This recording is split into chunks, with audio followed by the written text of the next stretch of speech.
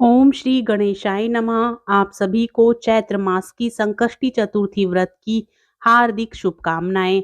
आज की इस वीडियो में आप सुनिए चौथ माता की कथा और भगवान विघ्नहर्ता गणेश की कथा। माना जाता है कि चौथ माता का व्रत और कथा के साथ भगवान गणेश की कथा सुनने से व्रत का पूर्ण फल प्राप्त होता है।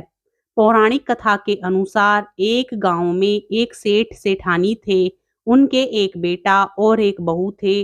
बहू सबको भोजन करा के फिर स्वयं भोजन करती थी।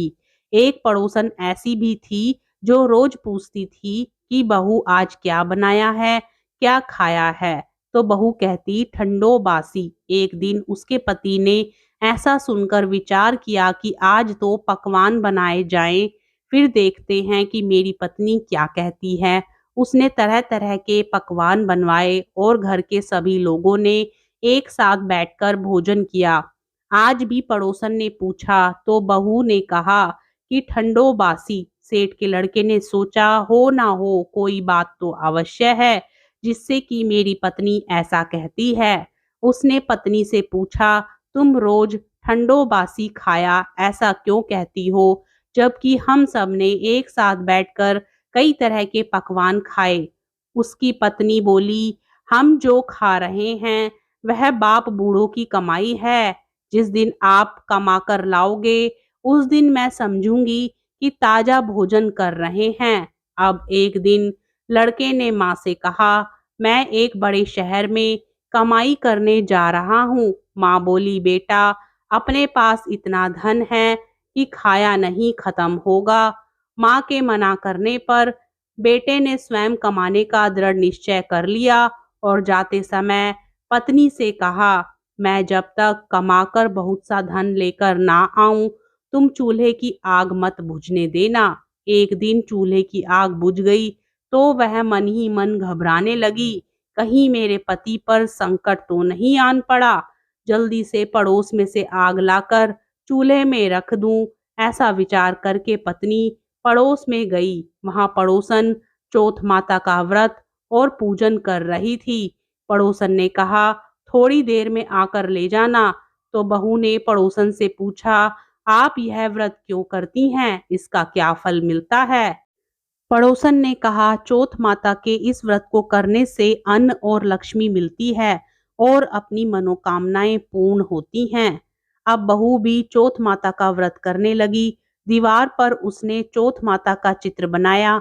उस दिन घी और गुड़ का चूरमा बनाकर रात्रि को चंद्रमा को अर्घ्य देकर उसने भोजन किया। ऐसा करते करते बहुत दिन हो गए। चौथ माता ने उस बहू के पति को सपना दिया कि साहूकार का बेटा तू जागे कि सोवे, तेरी पत्नी तुझे बहुत याद कर रही है, घर जाकर उसकी चिंता मिटा दे। तू दुकान खोलकर कंकु केसर का पगलिया बना के बैठ जाना, आज तेरा हिसाब किताब चुकता हो जाएगा।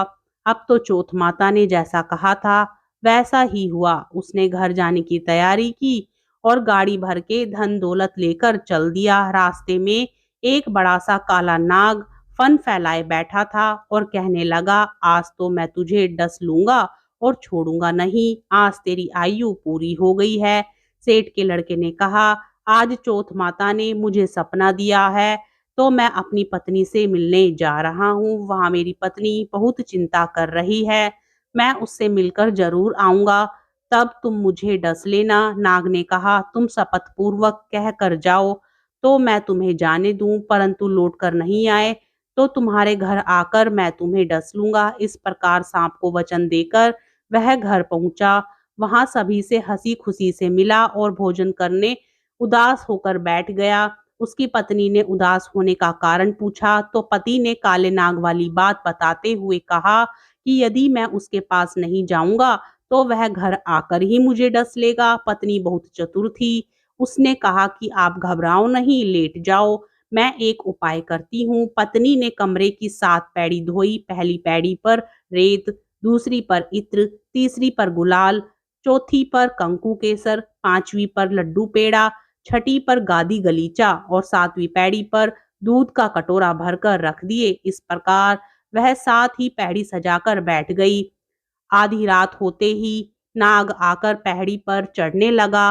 पहली पैड़ी पर रेत में लौट गया और कहने लगा कि सेठ की बहू ने आराम तो बहुत दिया, पर वचनों से बंध कर आया हूँ, सो डसूंगा जरूर। अवश्य ही इसी प्रकार सातों पैड़ियों पर नाग आराम करता हुआ और कहता हुआ कि डसूंगा जरूर कमरे में जाने ही वाला था कि चौथ माता ने विचार किया कि मैं इसे नहीं बचाऊंगी तो पूजा धर्म कर्म को कौन मानेगा। अब तो गणेश जी, चंद्रमा जी और चौथ माता ने उसे बचाने का विचार किया। चंद्रमा जी ने उजाला किया, चौथ माता ढाल बनी और गणेश जी ने तलवार लेकर नाग को मार दिया और ढाल से ढक दिया। अब बहू भी थकी हारी सो गई। दिन निकला तो लोग बेटे से मिलने आए, परंतु बेटा बहू तो उठे ही नहीं थे। बहुत देर हो गई तो माँ ने उन्हें उठाने के लिए गई। माँ ने सातों पहाड़ियों पर कुछ देखा तो वह बहुत ही घबराई और बेटा बहू को आवाज लगाई। बेटा बहू उठे तो देखा कि एक ढाल तलवार वहां पड़ी है। अब ढाल उठाई तो वहीं काला नाग मरा हुआ पड़ा है। बेटा बहू ने सोचा कि आज तो धर्म कर्म ही आड़े आए हैं। जो भगवान गणेश जी और चौथ माता ने अपनी रक्षा की है, चौथ माता आपने जैसी सेठ के बेटे बहू की रक्षा की, वैसे ही सबकी रक्षा करना।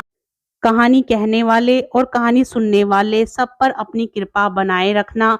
बोलो चौथ माता की जय।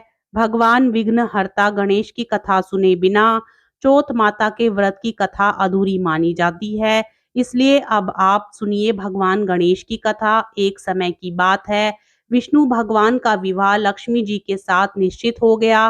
विवाह की तैयारियां होने लगी। सभी देवताओं को निमंत्रण भेजे गए, परंतु गणेश जी को निमंत्रण नहीं दिया। कारण जो भी रहा हो, अब भगवान विष्णु की बारात जाने का समय आ गया। सभी देवता अपनी अपनी पत्नियों के साथ विवाह समारोह में आए। उन सब ने देखा कि गणेश जी कहीं दिखाई नहीं दे रहे। तब वे आपस में चर्चा करने लगे कि क्या गणेश जी को न्योता नहीं दिया या स्वयं गणेश जी आए ही नहीं हैं। सभी को इस बात पर आश्चर्य होने लगा। तभी सबने विचार किया कि विष्णु भगवान से इसका कारण पूछा जाए। विष्णु भगवान से पूछने पर उन्होंने कहा कि हमने गणेश जी के पिता भोलेनाथ महादेव को न्योता भेजा है। यदि गणेश जी अपने पिता के साथ आना चाहते हैं तो आ सकते हैं, अलग से न्योता देने की कोई आवश्यकता भी नहीं थी।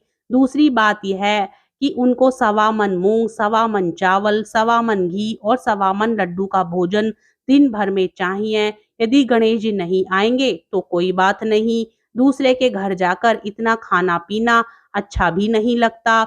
इतनी वार्ता कर ही रहे थे कि किसी एक ने सुझाव दिया, यदि गणेश जी आ भी जाएं तो उनको द्वारपाल बनाकर बाहर बैठा देंगे कि आप घर की देखभाल करना। आप तो चूहे पर बैठकर धीरे धीरे चलोगे तो बारात वैसे भी बहुत पीछे ही रह जाएगी।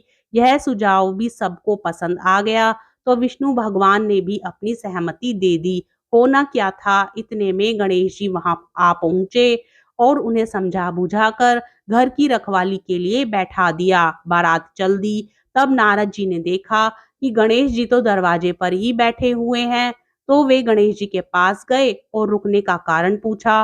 गणेश जी कहने लगे कि विष्णु भगवान ने मेरा बहुत अपमान किया है। नारद जी ने कहा कि आप अपनी मूसक सेना को आगे भेज दें तो वह रास्ता खोद देगी, जिससे उनके वाहन धरती में धंस जाएंगे। तब आपको सम्मान पूर्वक उन्हें बुलाना ही पड़ेगा। अब तो गणेश जी ने अपनी मूसक सेना जल्दी से आगे भेज दी और सेना ने जमीन पोली कर दी। जब बारात वहां से निकली तो रथों के पहिए धरती में धंस गए। लाख कोशिश करें परंतु पहिए नहीं निकले। सभी ने अपने अपने उपाय किए, परंतु पहिए तो नहीं निकले, बल्कि जगह जगह से टूट गए।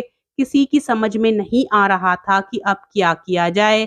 अब तो नारद जी ने कहा, आप लोगों ने गणेश जी का अपमान करके अच्छा नहीं किया। यदि उन्हें मनाकर लाया जाए तो आपका कार्य सिद्ध हो सकता है और यह संकट टल सकता है। शंकर भगवान ने अपने दूत नंदी को भेजा और वे गणेश जी को लेकर आए। गणेश जी का आदर सम्मान के साथ पूजन किया। तब कहीं रथ के पहिए निकले। अब रथ के पहिए निकल तो गए परंतु वे टूट फूट गए, तो उन्हें सुधारे कौन। पास के खेत में खाती काम कर रहा था, उसे बुलाया गया। खाती अपना कार्य करने के पहले श्री गणेशाय नमः कहकर गणेश जी की वंदना मन ही मन करने लगा। देखते ही देखते खाती ने सभी पहियों को ठीक कर दिया। तब खाती कहने लगा कि हे देवताओं, आपने सर्वप्रथम गणेश जी को नहीं मनाया होगा और ना ही उनका पूजन ही किया होगा, इसलिए तो आपके साथ यह संकट आया है। हम तो मूर्ख अज्ञानी हैं, फिर भी पहले गणेश जी को पूजते हैं, उनका ध्यान करते हैं। आप लोग तो देवतागण हैं, फिर भी आप गणेश जी को कैसे भूल गए? अब आप लोग भगवान श्री गणेश जी की जय जयकार बोलें तो आपके सब काम बन जाएंगे और कोई संकट भी नहीं आएगा। अब सभी को अपनी अपनी गलती का पश्चाताप हुआ और सबने भगवान गणेश की जय जयकार करते हुए और बारात वहां से चल दी और भगवान विष्णु का विवाह लक्ष्मी जी के साथ संपन्न हो गया। सभी सकुशल घर लौट आए। हे गणेश जी महाराज, आपने जैसे विष्णु भगवान के कार्य को सिद्ध किया, वैसे सभी के कार्यों को सिद्ध करना। कहानी सुनने वाले, कहानी कहने वाले सब पर अपनी कृपा बनाए रखना। बोलो गणेश भगवान की जय। तो ये थी आज की चौथ माता की कथा और विघ्नहर्ता भगवान गणेश की कथा। आज की कथा अच्छी लगे तो वीडियो को लाइक करना मत भूलिए और कमेंट में चौथ माता की जय और भगवान गणेश की जय भी लिखिए और हमारे चैनल को भी सब्सक्राइब करिए। ओम नमो गणपते नमः। ओम श्री गणेशाय नमः।